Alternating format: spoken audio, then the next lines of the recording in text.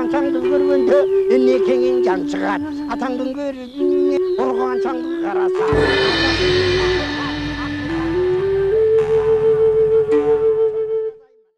Assalamu alaikum урматтуу телекөрүүчүлөр. Кайрадан сиздердин назарыңыздарга башканы коюп Манастай теледолбоорубуздун кезектеги чыгарылышын тартуулайбыз. Бүгүнкү чыгарылышыбызга биз Кыргыз Республикасынын президентинин алдындагы мамлекеттик тил комиссиясынын бөлүм башчысы Молдоканов Аалы агайды чакырганбыз. Куш келипсиз агай. Сизди саламатсыздарбы? Сизди bu социалдык тармактардан бир сенсациялуу маалыматтарды чыгарган адам катары жакшы билебиз. Себеби мындан бир нече жыл мурда Манаска байланышкан ушул улуу ата мекендик согуш жылдарында Берлинде 43-жылы Манасты чыгарган деген бир маалыматыңызды окудук элек. Анан мунун далили катары ошол чыгармадан бир нече беттеринен баягы ксерокопияларын сизден алдым эле да. Анан эми бүгүн дагы бир жакшы бир мурда биздин телекөрүүчүлөрдүн Кыргызстан элинин баягы кулагына угулбаган бир жакшы кепти айтам деп отурасыз. Бул кеп негизинен биздин сыймыгыбыз болгон кыргыз эл жазуучусу Чыңгыз Айтматов агайга байланыштуу сөздөр болуп атат. Негизи Чыңгыз агайды дүйнөнүн жүздөгөн мамлекеттеринде чыгармаларын тарап, анан көптөгөн адамдар билишет да. Дүйнөдө Кыргыздан мурда баягы кыргызмын десең, Кыргызстандамын десең, Кыргызстан дегенде Айтматов десең, Айтматов деп билчиле да. Мына 2 жыл мурда ошо Чыңгыз агайдын 90 жылдыгы өттү. Бүгүнкү күндө Чыңгыз агайдын чыгармачылыгы боюнча мектептерде, жогорку окуу жайларында сабактар өтүлүп келет. Ал эми кыргыз тилин өркүндөтүүгө дагы Чыңгыз агайдын чыгармаларынын канчалык деңгээлде таасири бар.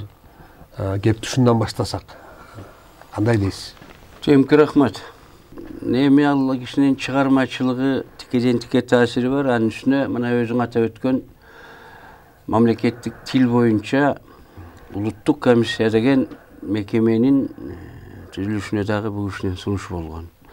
Учурунда ал кездеги президентибиз Аскар Акаевге тилибиз калып калды. Мына ушул борбордо жападан жалгыз мектеп болгон.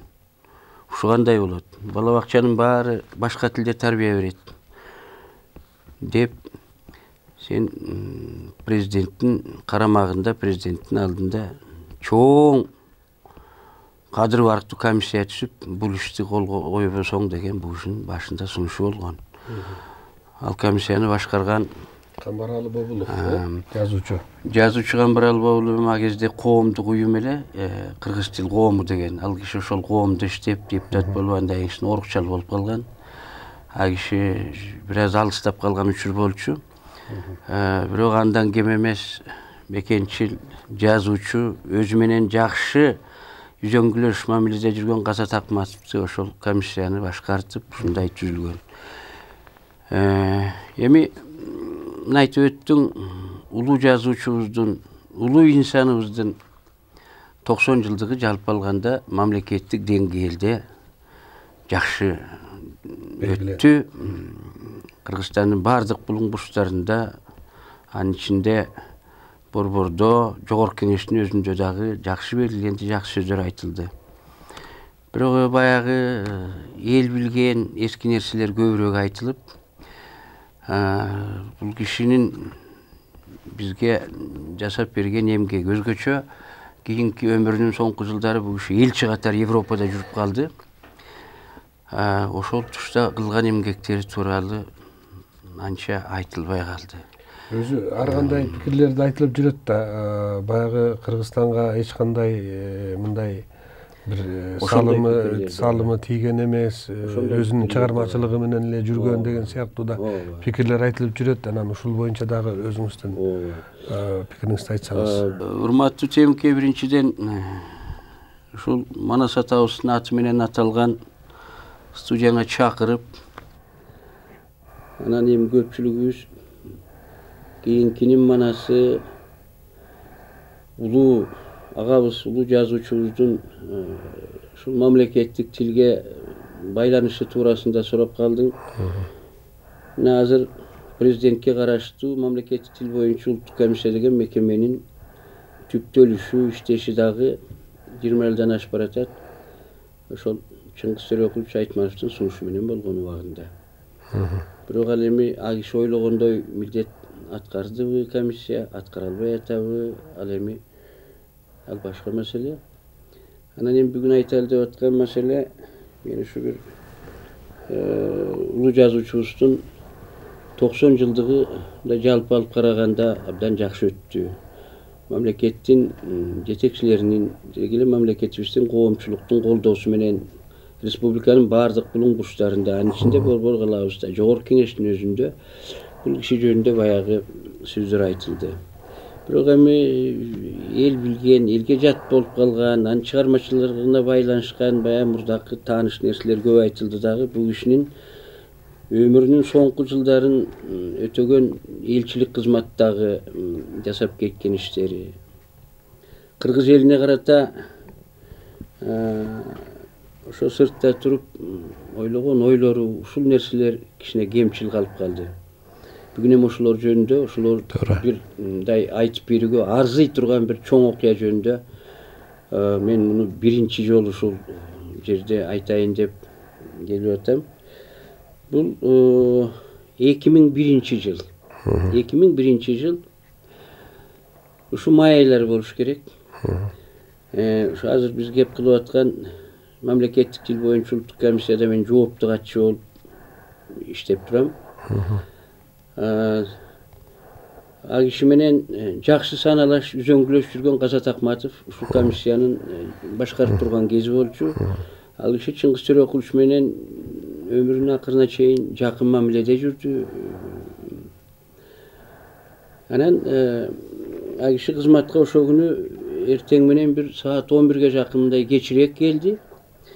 Анан бир жаман жайдар болуп, бир кубанычтуу келип эле мени тиги бөлмөсүнө чакырды. Анан барсам, отургунуң дейт. Сен жылкычынын баласымын. Жылкы менен чоңойгом деп жүрчү элең. Жыргамай болдук. Чыкөм кече Европадан келген экен. Түн бир окунга чейин жалаң ушунун тегерегинде сөз кылып отурдук. Европадан бир 2 абдан бай адамды, акчалуу адамды алып келиптир. 2 миллиард доллар менен келишиптир. Эми буюрса жылкыга ойт экенбиз. Мамлекеттик тилден эчтеке чыкпай калды көрүнөт. Акаев шайлоосунан өтүп алгандан кийин мына көрүп атасың, бизди кабыл албай да калды. Жоюп ийем деген 2-3 аракети болду. Чекемди салып атып, эптеп аман сактап калдык деп аны ачык айтып. Анан мени кызыктырып атат. Анан кыскасы Чыңгыз Төрөкулович өзү билесиз, бул кишинин зоотехник билими, а дегенде анын техникумун бүткөн. Андайын жогорку окуу жайын бүткөн. 8-9 жыл жалаң ушул айыл чарбасы, мал чарбасы боюнча жүргөн. Мал чарбасы боюнча адис болуп. Абдан чоң адисте бул киши. Кийин эми адабиятка өтүп кеткенден кийин ал кишини жазуучу катары таанып калдык да. Бул өзүнүн кесиби боюнча да башында иштеп калган учурлары бар. Ошол өзүнүн адистигине таянып, анан бул европалык эмес, дүйнөлүк кадыр баркына таянып, жанагыдай адамдарга чыккан экен. Бул киши эми көп ойлонсо керек. Кыргызстанга кандай жардам кылсак болот? Кантип буну бир өнүктүрүп кетсек болот? Эми капиталисттик жолго түшүп каткандан кийин бир каражат табуунун жолун, эл үчүн бир жакшы нерсени деп ушу өзүн багып жүргөн ойлор экен. Анан мен эми ошондо Казат Акматовдон укканым боюнча жанагы 2 киши менен бияка келишкен. Өлкөнүн ал кездеги биринчи жетекчиси Аскар Акаевич, президентибиз, өлкөнүн премьер-министри Жумалиев. Анан ошол Ысык көл жөнүндө кеп болуптур. Ысык көлдөгү губернатор Жээнбеков болгон. Жусупбек Шарипович болчу. Анан мамлекеттик катчы да аралашкан болуу керек. Кыскасы максатында экен. Жанагыдай өтө эбегей чоң каражат, 2 миллиард доллар менен келет. Аны эмне кылышмак? Эми бул маселенин баш аягын алар мурда чуктап, тиякта чечкен көрүнөт. Ал кишилерди азыр тааныштыруу аркылуу анан жетекчилер менен байланышып, эгерде ОМИИнде ишке ашып кетсе, киришмек көрүнөт да. Анан айтты, эртең бул кишилерди ошол көлгө алып барып келгенин айтат. Түндө ушунун баарын мага айтып берип отурду. Кыскасы мындай экен дейт. Бул жылкы деген дүйнөдөгү мына жан жаныбарлардын ичинен эң баалуусу да, асылы да ушул да. Эң тазасы дагы, асылы дагы туура. Өзгөчө кыргыз баласы үчүн бул өтө жакын да. Алтын өпкө жезганат деп Букан Барата тукумун кыргыз баласы кошо туулгандай сыйлайт го. Чикен бул жагын да жакшы билген да. Ушул жанагы адамдарды нандырса керек. Анан бүткүл дүйнөдө мына ушул бүгүнкү күндө дагы ошол тушта дагы Чикен Европада жүрдү, Европада, өзгөчө Англияда, ошол Шотландия жагында, ошол Францияда абдан чоң ат чабыштар болупту. Жанагы күлүк жылкылар ушунчалык кымбат бааланат. Самолеттун баасына чыккан 300 миллион долларлык жылкылар болгон экен. Анан араб өлкөлөрүндө, Австралияда, мынакей жылкы ат чабыш, ушул спорттун ушул түрү. Дүйнөдө мына футболдон кийинки адамды эң көп жыйнаган спорттун түрү экен. Эми спорттун, футболдун эми кирешелүү жагын карап көрүңүз. Ушунун баарын Чикен ойлоп отуруп,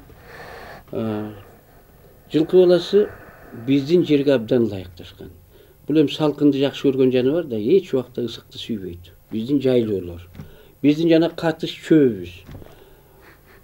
Кыргыздын жеринин шарты абдан жылкы өстүрүүгө ушунчалык мыкты да. Ушунун баарына жанагы кишилерди нандырган көрүнөт. Анан анын ичинен карап отурушу ошол Ысык көлдү туура көргөн экен.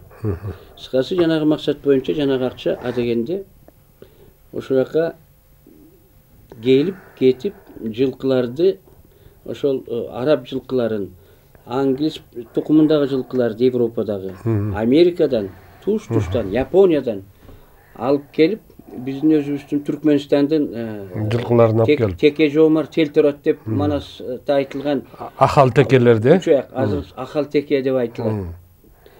Ушулардын баарын алып келип, ушул жерге өстүрүп, аргындаштырып, анан ошондой бир шумдуктар жаралмакта, күлүктөрдүн баары. Эми андай тажрыйба бизде бар экен. Тиги Совет бийлигинин таңында эле бизде жылкы заводдор пайда болгон экен. Ошол Ысык көлдүн жана Чолпон Атадагы 54 жылкы завод дегенде жаңы кыргыз тукумун алып чыгышкан. Рапопорт деп уксаңыз керек. Ал киши өтө белгилүү киши экен. Адабекер эмес го, ошол Россиядан келип Кызыл армия үчүн, жанагы атчандар үчүн, атчандар армиясы үчүн ошо жылкыны, күлүктөрдү, тулпарларды, аргымактарды даярдаш үчүн даярдашкан деңиз. Завод ачып, кыргыздын баягы нукура тоонун шартында жакшы жүргөн. Анан канча күн унаа катар урмса да чарчабаган жылкылар менен жанагы күлүк жылкыларды аргындаштырып, чындыгында ошондой тукум чыккан. Кыргыз жылкысы деген жаңы жылкынын тукуму чыккан. Андан кийин мына эки Канттай Кочкорбаев ал кезде кеңеш колхозу деген кеңеш уксаңыз керек. Кочкорбаев деген ошонун биринчи башкармасы. Бул жерде дагы ошол жылкыны өстүрүп башташкан. Ошол англис тукумундагы мынакей орустун дондо данчак дешет экен, ошол тукумдагы жылкыларды алып келип, бул жылкы боюнча атамекендик, улуу атамекендик согушта адегенде кавалерия деген болгон да. Ушулардын башында жүргөн маршал Будённый келген мына жерге келип, bucağını gelip jaktırgan, moynuna tumar taktırgan. Gengeş kalkos жылқысы гер төбөлдөн кыйын бу деп калык акыны убагындырдап жүргөн жылкыларды өстүрүп, анан бүткүл союздук ат чабышка салганда башка жерде баягы жылкылар байге берген эмес да. Ал эми Кыргыздын биринчиден жеринин шарты, экинчиден жылкыга жакын эл болгондуктан биздин саяпкерлер жылкыны аябай жакшы билгендиктен. Ушунун баарын ойлоп отуруп алып келген экен. Значит, Ысык көлдө ошол Караколдун жанында жергенин ошол жака эл аралык стандарттагы чоң аэропорт болмок экен. Жана боингдер учуп конгон.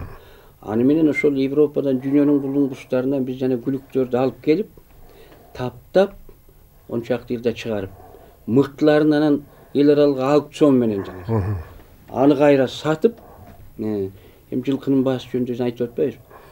Бул бир багыты болмок экен. Экинчиден ушул дүйнөлүк стандарттагы чоң ипподром дейбиз го. Жанагы ат чаба турган ат майдан. Мына ошо ат майдан салынмак экен. Анан көп жылдан бери жана кеп кылып бирок ишке ашпай келе жаткан көлдү айланта жанагы мына түтүн тигүү болбойт да. Темир жол салынмак.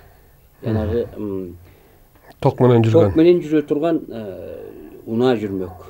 Ана түтүндөн алыс болмок. Анан бүт көл өрөөнү туш-тушунан баягы жол кирген жерлердин баарына шлагбаумдар коюп жабылып, себеби талап ошондой экен. Тазаганды жылкыны багуунун талап ошол экен. Көл аймагындагы бүт башка малдын баары 4 түлүк мисалы. Уй болобу, кой болобу ал жерден толук чыгарылып кетмек да, ал бүт көл өрөөнү ушу жылкыга иштемек да. Ошо жылкы жей турган жанагы беде чөптү, эспартет чөптү, арпа менен сулууну абдан жылкы жакшы көргөн. Ушунун баарын өстүрүп, ушу жылкыга багыт алмакпыз. Андан тышкары бул жылкыны ушунчалык баалап жанагы ал жагын баалаган менен жылкынын этин бизден башка эл билбейт, баалабайт. Бир шумдук да бул. Кыргыз менен казак эле билет да. Жылкынын ичетинде, жылкынын майында жанагы холестерин деген бале жок да. Мунун дарылык сапаты күчтүү да, бирок диетологдор жанагы адамдын узак жашасын эсептеген геронтологдор муну билбегендиктен атайын институттарда жок экен. Тооктун этин, коёндун этин, балыктын этин иликтеген институттар толтур экен дүйнөдө. Бирок жылкынын этинин пайдалуу зыяндуу жактарын атайлап изилдеген буда жок экен. Мына ошондой илимий мекеме ачылмак. Анан андан да ашканы бул биенин сүтү да. Мына кийинки жылдары көрүп жүрөсүз го.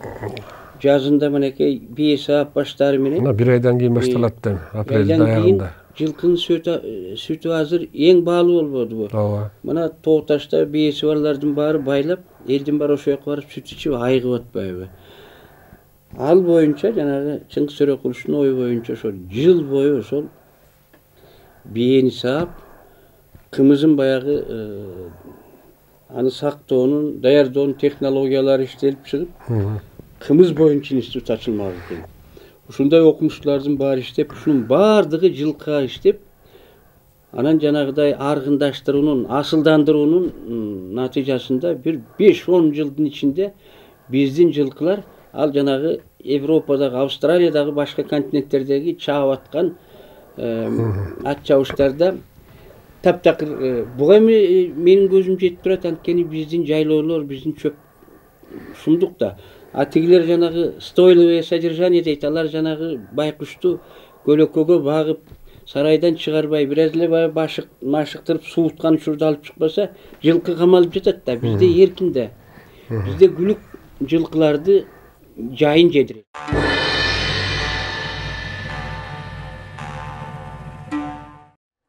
Агай, мына жылкычынын баласымын деп айтып атпайсызбы? Анан баягы байыркы мезгилдерде эле кыргыздар жылкыны Октябрь революциясынан мурда деле кыргыздын бир топ байлары, Балбайдын, берки Боронбайлардын, Чыныбайлардын, көлдө жашаган байлардын 20 миңге чейин жылкылары болгондугу тууралуу айтылып да жүрөт да.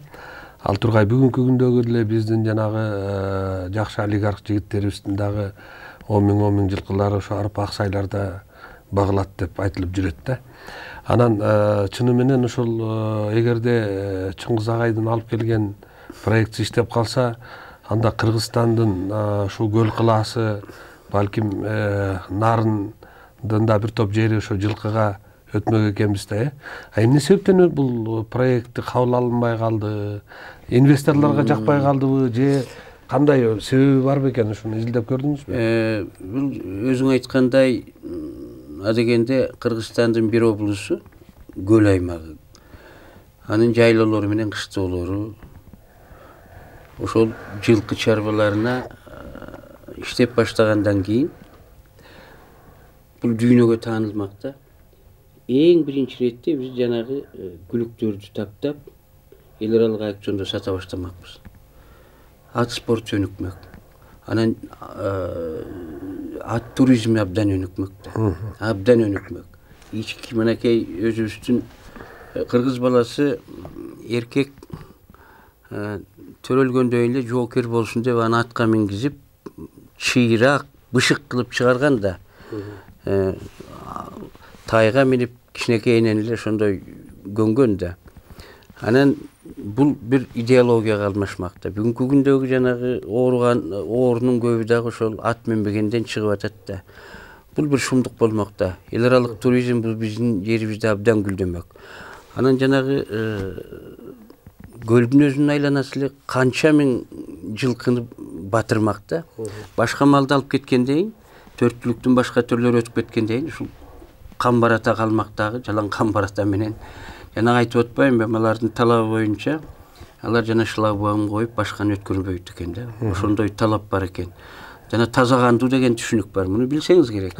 Аны бузбайт да. Эми жана көчөдө карап отурсаңыз бир иттин бир шумдук түрлөрү пайда болбодубу?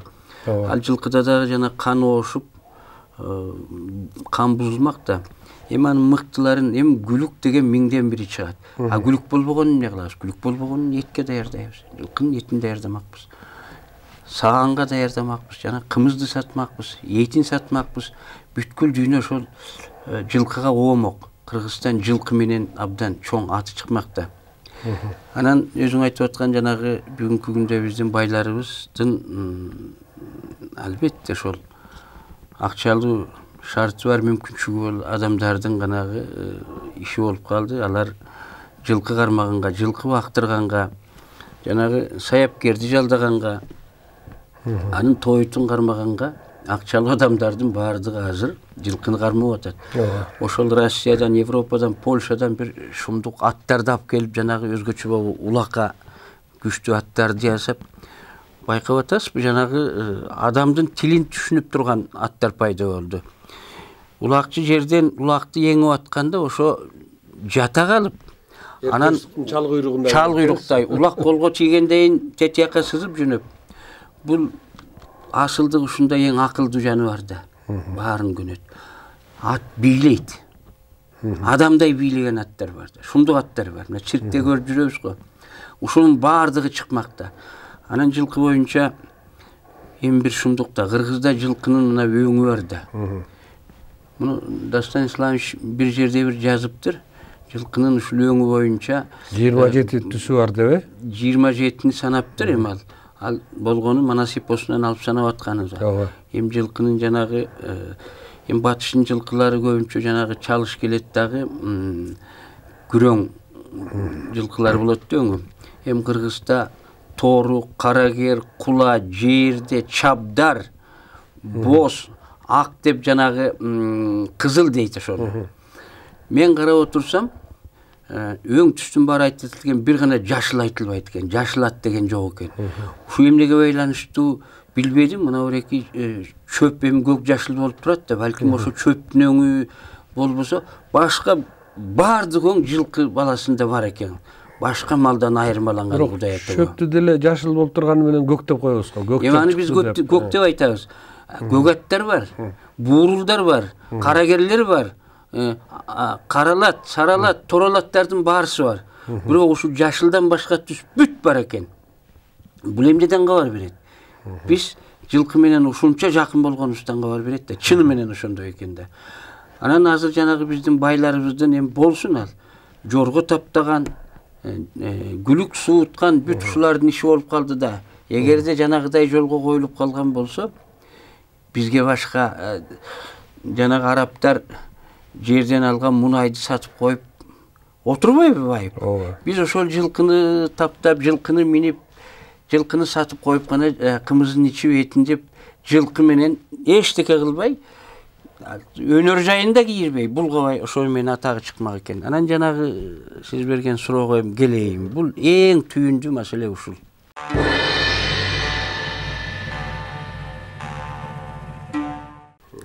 Чыңгыз Төрөкулович бардык жерде болуп, бардык адамдар менен баарлашып, эң башкы, эң жогорку кызмат адамдары менен мамиледе жүргөн киши да. Мына СССРдин биринчи президенти Горбачев башкулуктан эмес, башкан эмес, эң биринчи кеңешчи кылып ушу кишини алып, Кытайга визитинде жанына алып жүрүп, бул киши менен жакын жүргөн да.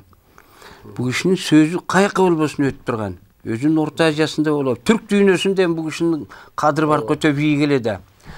Анан бул киши жанагы биздеги Кыргызды кургуйга сүйрөп бараткан Кумтөр деген бале болбодубу?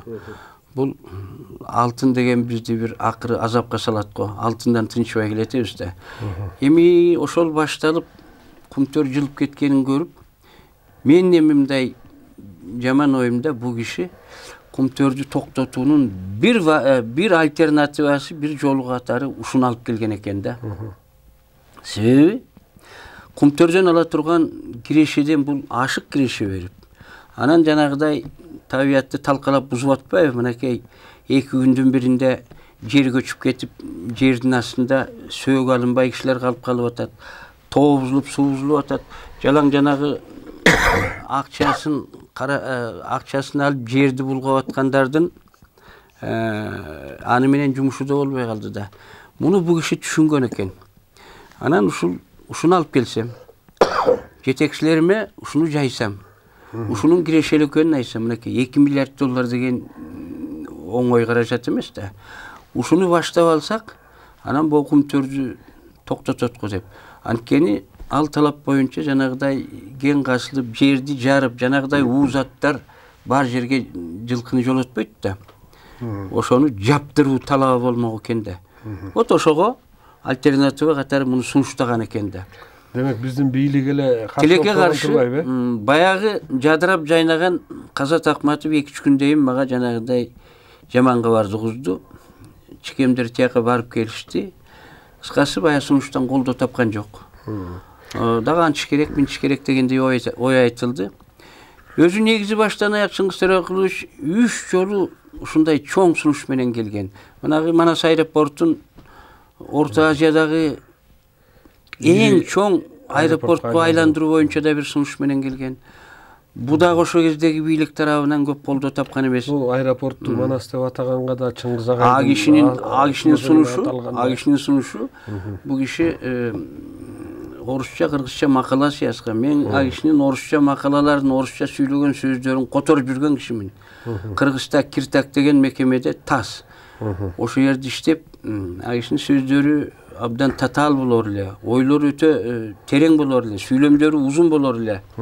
Мен Москванын жогорку советине чейин барып, а кишинин ал ошол жакта сессияда сүйлөгөн сөздөрүн чейин которуп жүргөм да. Анан бизде жанагы маселе ошо боюнча жабыкпойдон калды. Анысы да колдогон жок, андан башка дагы сунушу болгон.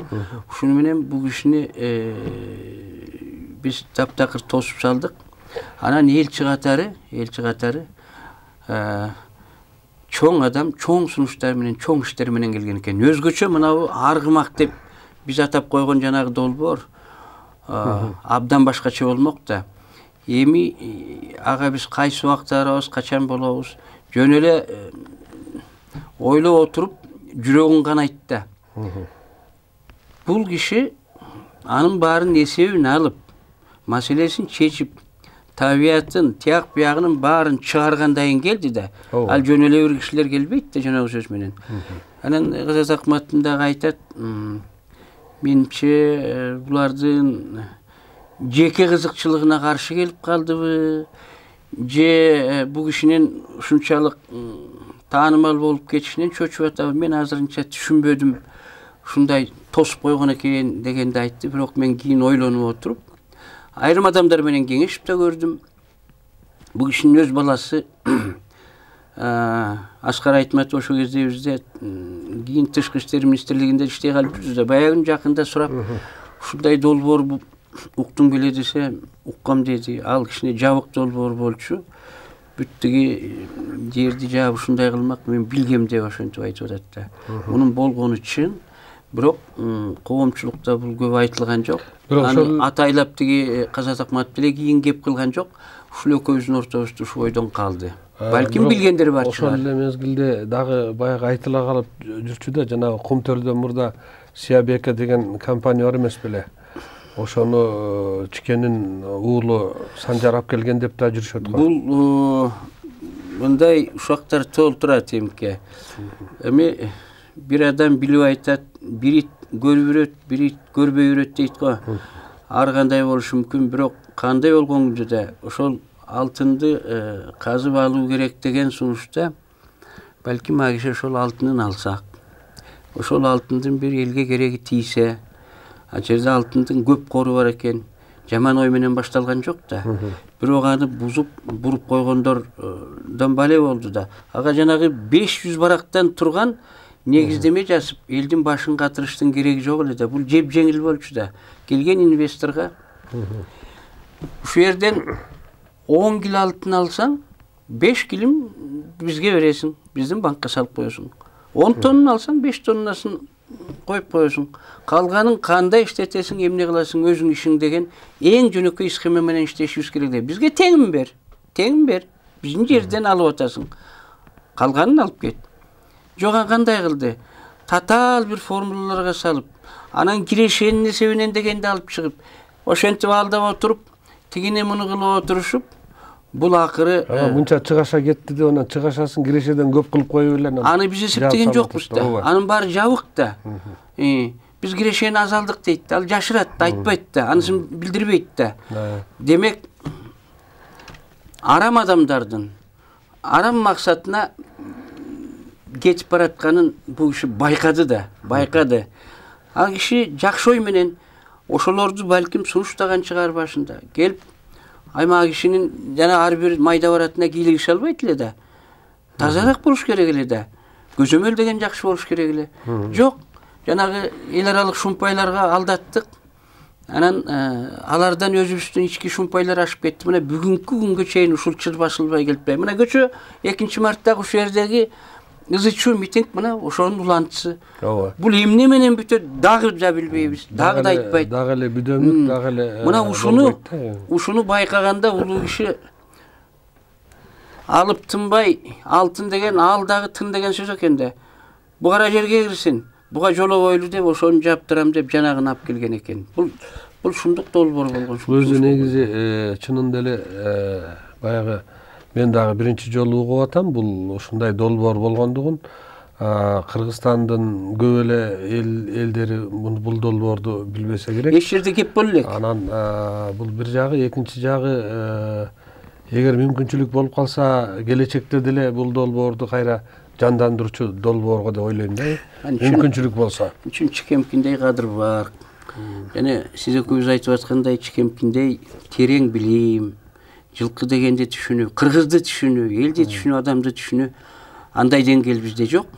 Биздики бүгүнкү күн менен жашап атабыз да. Эртеңкини ойлогонубуз жок да. Анан дагы бул эме бул мамлекет деңгээлде ошол Бельгияда Бенелюкс мамлекеттеринде элчи болуп турган мезгилде ошол жактан инвестор таап келип анан ошол бул Кумтөргө альтернатива катары ушул проектти киргизем дегенде биздин жетекчилер болбой койгон экен да. Мен ойлодум эле балким инвесторго жакпай калдыбы деп. Бирок Кыргызстанга келген чет элдик кандай гана адам болбосун ысык көлгө бир баргандан кийин кайра келе бергиси келет. Ушундай ашык болуп калгандарын, кыргыз жери, кыргыздын пейилине ашык болгондорун айтып эле жүрүшөт да. Туура да Темке. Эми бул менин özümdün jеке оюм. Мен эми майда деңгээлдеги мамлекеттик майда кызматкермин. Чыңгыз Төрөкулович менен бир отуруп бир гана жолу чай ичкен учурум болду. Ушул Абылдажан Акматалиев деген курсташым бар, академик. Ал эң жакын жүргөн кишилердин бири. Ошондо гана жакын отуруп байкоого болду. Мен билген жокмун, аралашкан жокмун. Ал кездеги президентибиз, премьерлерибиз, башка мамлекетти башкарып турган адамдарыбыз эмне ойлоду, эмне айтты.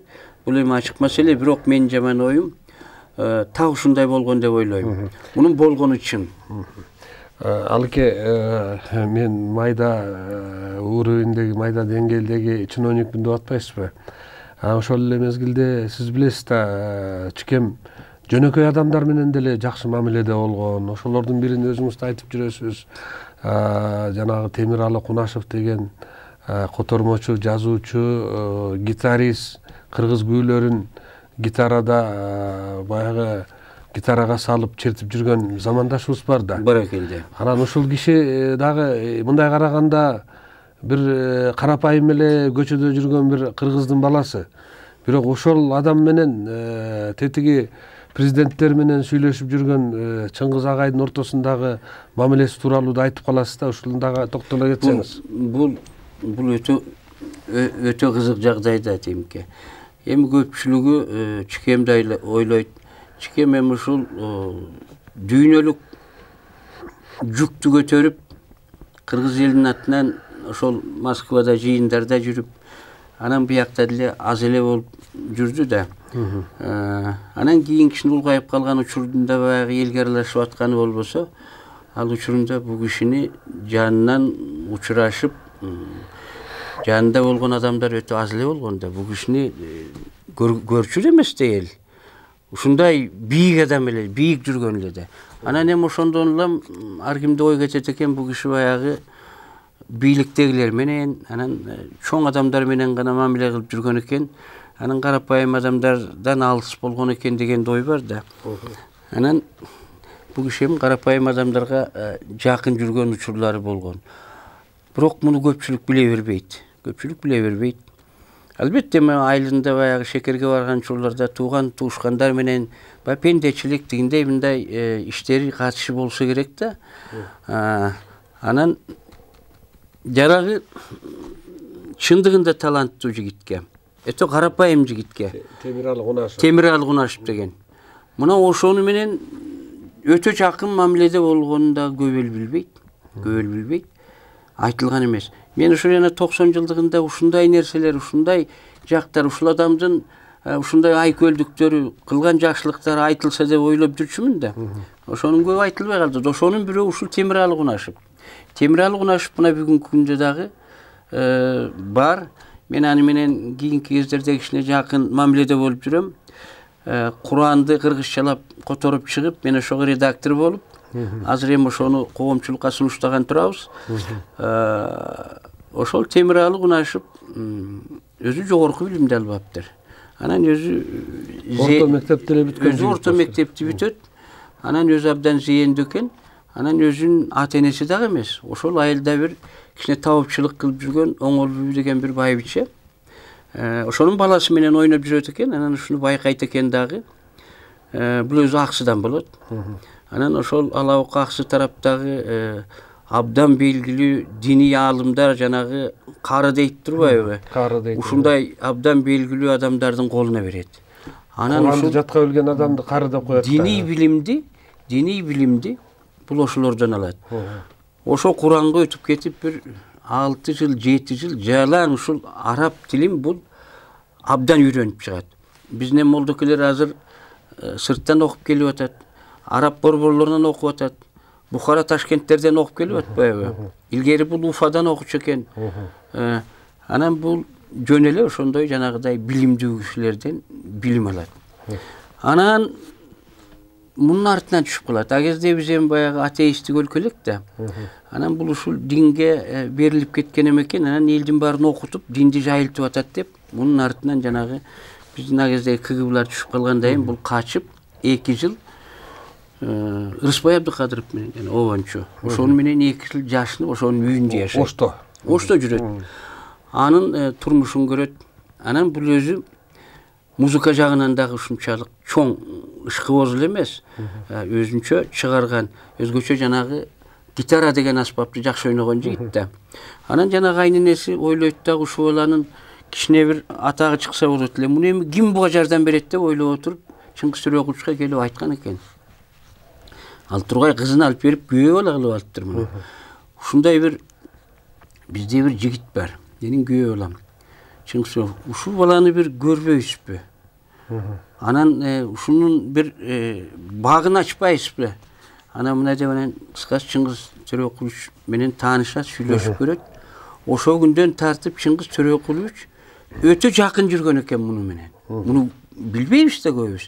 Биз эми ошол жанагы айтып аткан Казат менен же болбосо Абдылдажан менен катышып жүргөн экен, Боло Шамшиев менен мамилеси болгон экен дегенди билчүбүз да.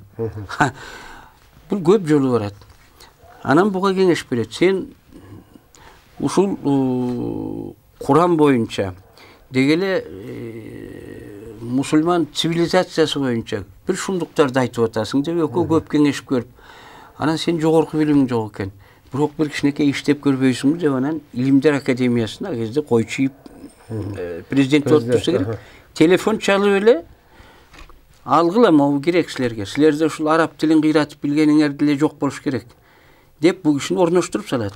Ошол жерде кол жазма фондусунда жанагы Омар Соронов деген да бир мыкты агабыз бар, ажат иштеп жүргөн. Ошонун жанында жүрүп Илимдер академиясына орношуп чикемдин күчү менен ал киши кичине илимге аралашат. Баягы кыргызча сабаттуулугун ого өтөр, арттырат. Анан ошентип турганда баягы Союз тарап калды да. Союз тарап Илимдер академиясы өзүнүн айласын таппай калды. Ошондой иш болуп калганда кайрадан жумушу жок калат Темиралы. Анан кайрадан чикеме барат. Чикем өзү угуп калганбы? Бул эми ал жөнүндө бир жакшы китеп жазды. Абдан бир көркөм сонун китеп жазып койду. Ал кишинин образын ушунча бериптир. Мен ушунча тамшанып окуп чыктым. Ошондо баардыгын жазат да. Анан кайра бул Темиралыны сен ай, эми бул Кыргызстан ушинтип кыйналып атат. Элдин баары жумуш жок тентип калды. Сен эми жанагы өнөрүң менен жанбак эми. Сен эми алдагы Куран менен көп алыс барбай калдың окшойт. Бияктагы билими бар, диплому бар, молдокелерден талашпа. Сен эми мен бир жака жиберейин, ошол жака барып алда гитараң черттеп, анан Түркиядагы тааныштарына белгилүү адамдарга дайындаптыр. Ошол жакта 11 жыл жүрүп, жанын багып, үй бүлөсүн багып, концерттерди берип, кийин чикем ошол жерге барган учурларда а кишини катыштырып Түркияда ушунча жүрүп келет. Бул кишинин музыкалык өнөрү да өтө бийик кетет. Бирок амал Темиралы Кунашев деген дагы таланттуу адамдар баягы өзүн көкүрөгүн койгулай бербейт экен. Бүгүнкү күндө биздин кыргыз коомчулугу, кыргыз маданияты анча тааныбайт. Бираз билгендери бар, бирок билбейт. Соңку 4 жылдан бери мунун орус тилинде ошол Ыйык Куран деген орус тилинде жазылган 2 китеби чыкты. Анын бирин Эгемберди Ирматов деген бизде тил комиссиянын төрагасы болуп турганда билет экен а киши. Өзү Мухаммед пайгамбар деген поэма жазган киши ошонусун бизден чыгарды. Ал китеп жакшы кабыл алынды, орусча жазды. Андан кийин ошондой эле мындай жалпы карапайым адамдар үчүн ылайыктап дагы жазды. Анан кийинки убакта Куранга отурду. Куранга отуруп калган себеби өзү айтат, эми бизде 2 таланттуу адамыбыз, 2 эл жазуучу, а дегенде биздин акын Эрнис Турсунов, анан кийин Надырбек Алымбеков. Бул кишилер Куранды кыргызчалаган экен, эми ал кишилер орус тилинен алып атат биринчиден. Ошондуктан кичине бул чыгармачыл адамдардыкы анча жете бербей атат. Ал эми молдокелер бир 4-5 чогулуп алып которуптур, ал эми кичине ашарга окшоп калыптыр. А кишилердин кемчилиги арабчасынан которгону менен а кишилер кичине кыргыздын тилинен бир аз чугак экен.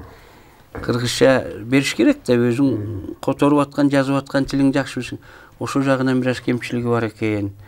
Ушуну карап отуруп, анан да бир автор бар экен, ал өзү Өзбек улутундагы адам экен, ада кыргызча кемчилиги.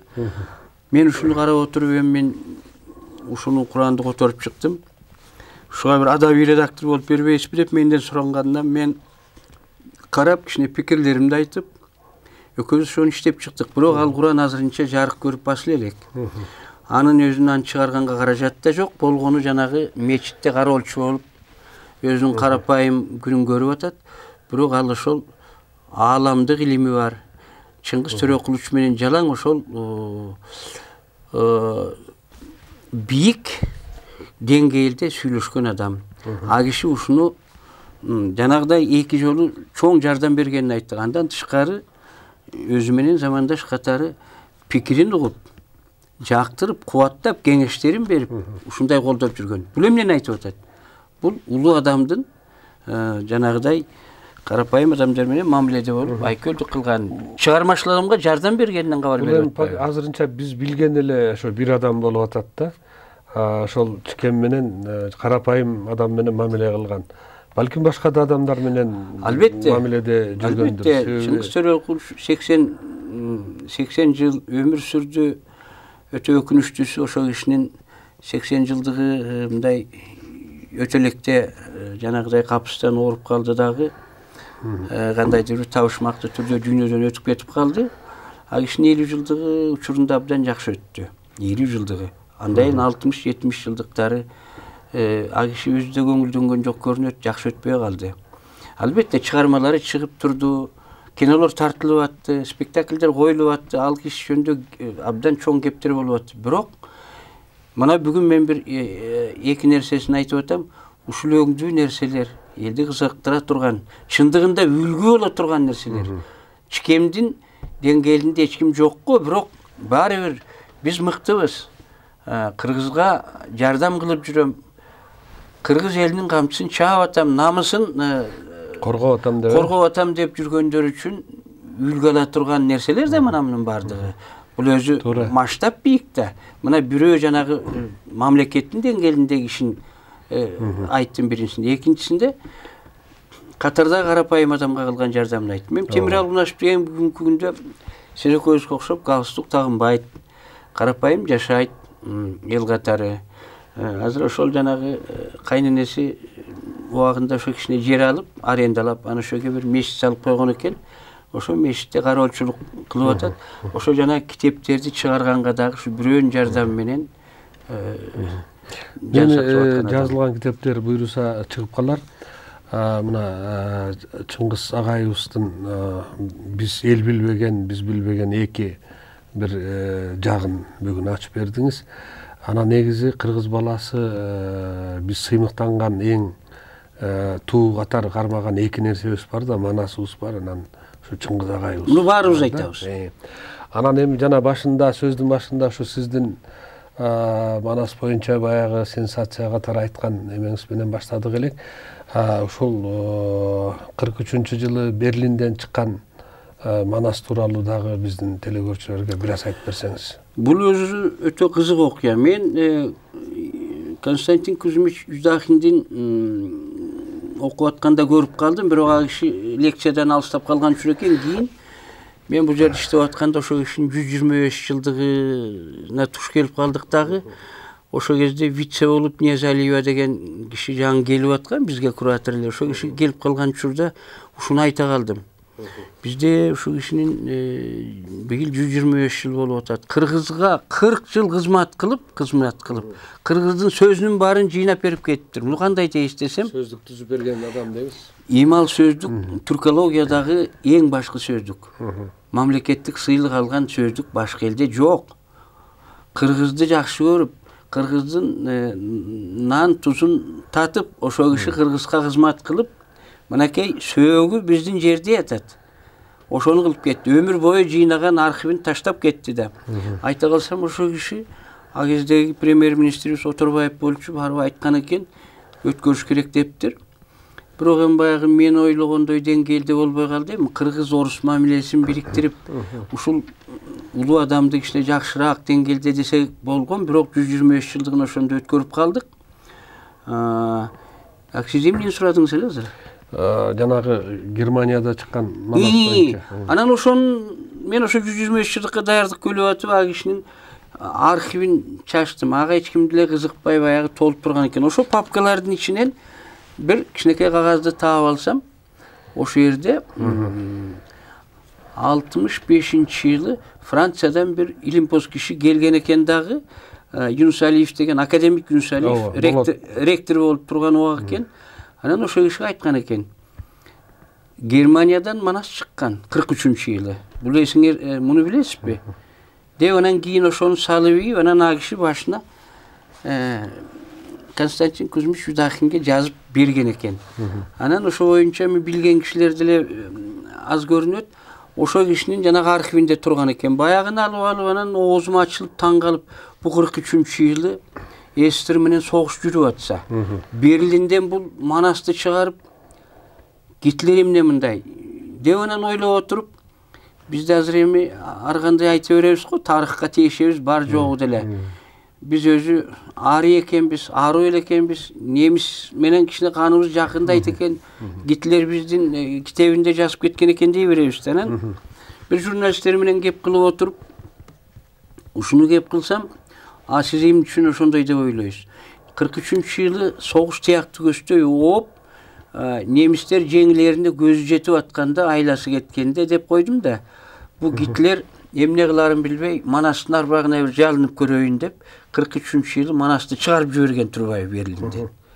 Десем, ошо кийин чыгып кетип, ошондой сөз болду да. Эми бул кичине мындай тамаша оңдонгон сөз болгону менен аларга ушу айтып атпаймынбы? Бирок 41-нчи жылы Москванын алдында немис кирип келгенде, ал коердо Панфилов дивизиясы мынакей кыргыз менен казактан куралган. Башында дивизиянын командири болуп, кыргыздын комиссары генерал Панфилов башкарган дивизия ошону тосуп, жанагы 28 баатыр ошону жерди көрсөтүп, ошол жерге барып Саякбай Манасты айтып күпүлдөп. Ошондо Манастын арбагы түшүп, Сталинге батасын берип коюптур мурдарак. Сталин Манастын батасын алып ийип, тиги Гитлер кеч калыптыр десем, ошону тамашалап айтып жүрөт. Чынына келгенде 43-нчи жылдар чындыгында жанагыдай оор учур экен. Анан балким анын кандай жагы бар? Бизде Беталман деп айтылат, ошону тиги жанагы айтып берген киши. Бул киши согушта жүрүп, өзлөрүнчө жанагы легион түзүп, бөлүнгөндөр экен. Түрк легиону да. Түрк легиону түзүп, легиондун башчысы бир казак же татар болсо керек. Бул киши ошонун орун басары, кыргыздан барган мыкты. Немис тилин жакшы билген киши. Сатар Алманбетов деген жумгалдык киши болгон деп айтышат да, Сатар Алманбетов дедиңизби? Ошол киши экен. Анан ал Гитлердин өзү эмес, Геббельс кабыл алган экен муну. Кабыл алып анан эми ойлоңуз, согуш жүрүп аткан убакта Манасты чыгара коюш. Ошентип Манастын бир 70 бетке жакын латын ариф менен басылган Манасы 43-нчи жылы Берлинден чыгат. Мына менде турат ушу. Манас Семетей деп эки бөлүгүн чыгарышкан да. Эки бөлүктөн экен. Ал 43-нчи жылы жанагы кишини кабыл алып чыкканы чын. Бирок бу кишини бир жакшы билген бирөөгө жолугам деп издеп жүрөм. Ошол жана Беталман деген бул эми псевдонимат да жанагы ошону менен берилген, латын арифинде тилген, чыккан. Ошо бизге кандайдыр келип калып, мен аны Кузьмичтин архивинен таап алып, анан кармап бир топ баягы Манасты тилдейм, аны мунаны билейм дегендерге айтсам таң калып атышат. Академик Аскар Чуктаевичке көрсөтсөм, кокуй муну көп айта көрбө. Мындайды. Да бир балекет болуп кетпесин. Этиетте деп кой. Өзү негизи 1885 жылы баягы Радлов келип жазып кеткен вариантты ошо 1885 жылы Лейпциг деген шаарда немис тилине которуп чыгарган экен. Анан Санкт-Петербургда баягы Кирилл тамгасы менен кыргыз тилинде дагы Санкт-Петербургда басып чыгарган экен да, жазып алганынча. Балким ошондон бу баягы латин алфавити менен балким ошол Радлов жазып кеткен вариантпы же болбосо жанагы Сатар Алманбетов деген өзү Манас айткан адамбы? Бу да кызык маселе болуп атат. Туура Темке, мына Манас жөнүндө маалыматтын баарын чогултуп жүргөн адамсың. Манаска байланыштуу нерсенин баарын издеп, барбаган жериң калбай келатат го. Бирок мен жанагы маалымат интернетке чыкты, окуду, бирок Мына азыр Манас академиябыз болуп атат, тиякта тиги бул бар. Бошо кайсы вариант? Деп бир кызыгып артынан түшкөн бүгүнкү күнгө чейин бирөө болгон жок.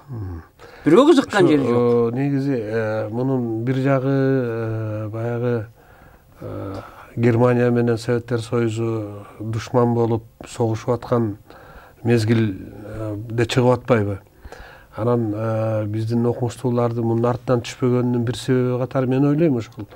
Эми душмандардын чыгарса чыгаргандыр да аны эмнеге изилдемек элек дегендей дагы мамиле кылып коюшу мүмкүнбү деп ойлойм да. Эми ал мындай орой айтканда надандыкты антпеш керек да. Ал бул илим үчүн, маалымат үчүн ал керек. Бирок ошол текстти тиги каяктан алганын ал анча оор маселе эмес.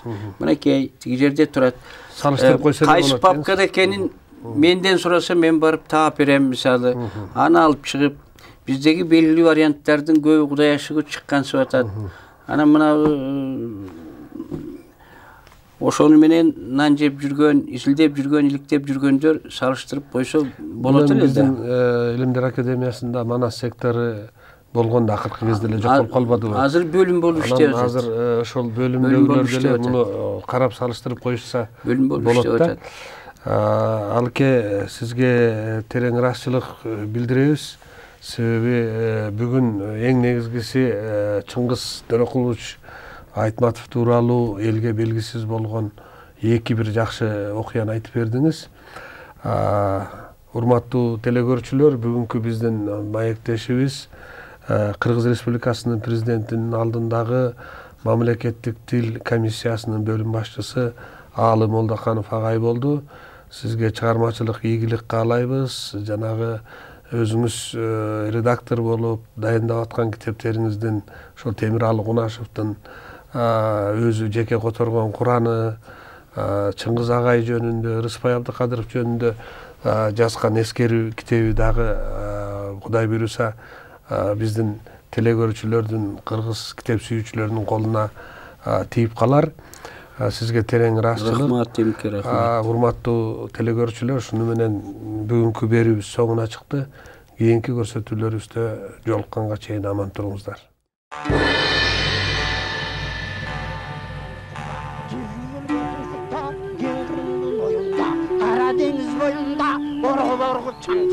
Organ çangdı görgöndө эмне кеңин жан чыгат. Атаңдын көрүнүн орган çangды караса.